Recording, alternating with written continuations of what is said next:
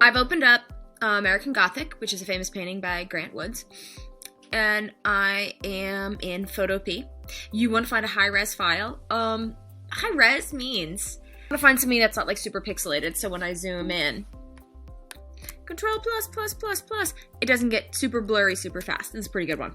So the trash is a new layer, all right? And I'm also going to double-click, duplicate my layer so I have a backup. This is gonna be my like background fill layer, and this one right here is the one I'm gonna modify with. Here's what I'm going to do. I'm gonna take out the heads, all right? All right, all right, all right. And I'm also gonna use kind of a fill color in the background to kind of 1, 2, 3, 4, 5, 6, 7. Number 8 down. This goes to ombre, but we need to put it into the paint bucket. All right, I'm taking this layer, I'm just gonna fill it a flat color. All right, so when I erase, it's gonna erase to that background color.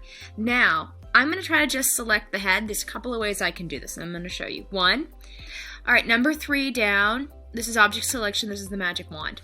All right, the magic wand, right? You wanna be able to put continuous colors up from your properties menu.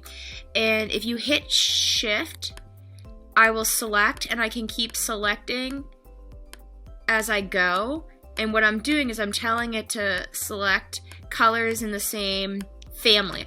This sometimes is a really easy way using just the magic wand to select something. You can also go to the lasso tool. So here we go. See this lasso tool? This is going to allow me the way, right? And I'm able to kind of select around, but this is kind of a pain to do with just a trackpad. That's the third way to select. I'm gonna go to the polygon selection tool. When I am stuck with just a trackpad, I actually use the polygon selection tool because I get a little bit of control. And what I'm gonna do is find the outside line of what I wanna select. And I'm gonna make almost like a little vectory, like outline halo. Thank you, John.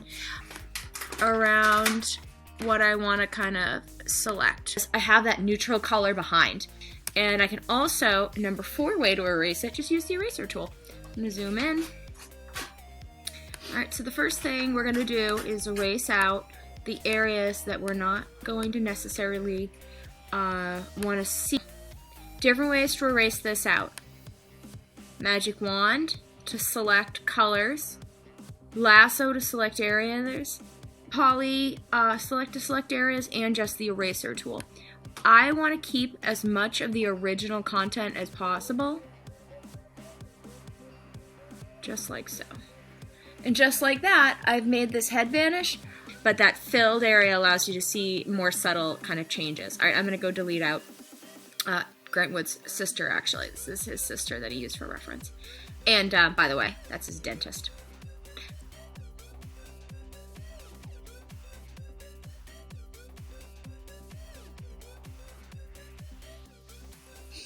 Save all the time.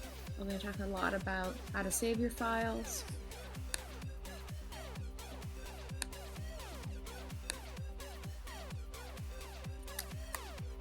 I can try to trace this way and see if it can try to mathematically figure out what's going on and create that background.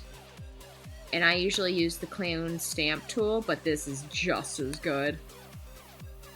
You can make your brush bigger and smaller based on the bracket keys. So I'm just gonna like spot heal this entire thing and just see what it thinks. It's gonna need a minute, I think, to do that. Okay, so the content of word brush is not gonna be awesome. Picture of my face. I did Control A, Control C, going back to this file, Control V. All right, now I have to go Control minus, minus, minus, and my face is too big, okay? And now I need to transform this file. So I go to the selection tool. See how there's distortion? If I hold shift, you don't get that. Shrink my head down to the right size. Maybe I feel like I'm having difficulty getting my face in the right spot, right? I could take the opacity and make it about half so I can kind of eyeball it. Her face is a little bit longer than mine, so I'm just going to squeeze my face up a little bit. And I have to delete around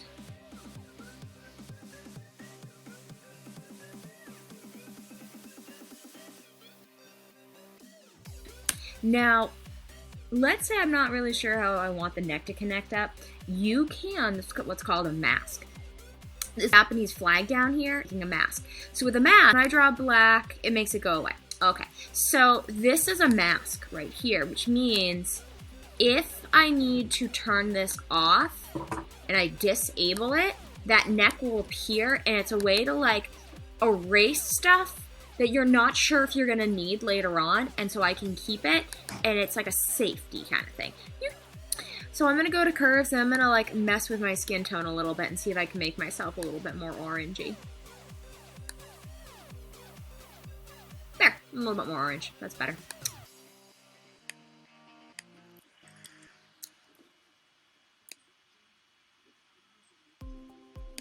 All right, there you go. I have swapped out the faces for mine, and it looks awesome. All right, I'm gonna save that. And if anyone's curious what it looks like with Mr. Lay's face, there's Mr. Lay's face too. All right, I gotta edit this guy. Oh, let me do a Becky one too. Okay, we're gonna put Becky's head on top of this famous person. It looks like their name is Isabel Claire Eugenia. This file that I took from the internet, you're always going to want to check your, like, see how big it is. I'm going to go to image size and see what I've got. It is like 400 by 600 pixels at 72. That's not awesome. I'm gonna, I'm gonna sneak some resolution into it and just set it to, 150 and just hope for the best. Alright, so now I have a little bit more to work from. I'm going to take Becky's head. This is Becky right here. I'm going to hit Control A, Control C, click over to my other file, and I'm going to hit Control V and paste it in. There's Becky, alright? Now notice, in terms of resolution, the resolution of Becky's is a little bit bigger, so I am going to have to shrink it down, which is usually Control T, but I guess not in this program. Don't hit Control T. I guess you can just hit the selection tool up there and hope for the best. Shift will get you the stickiness you need, okay?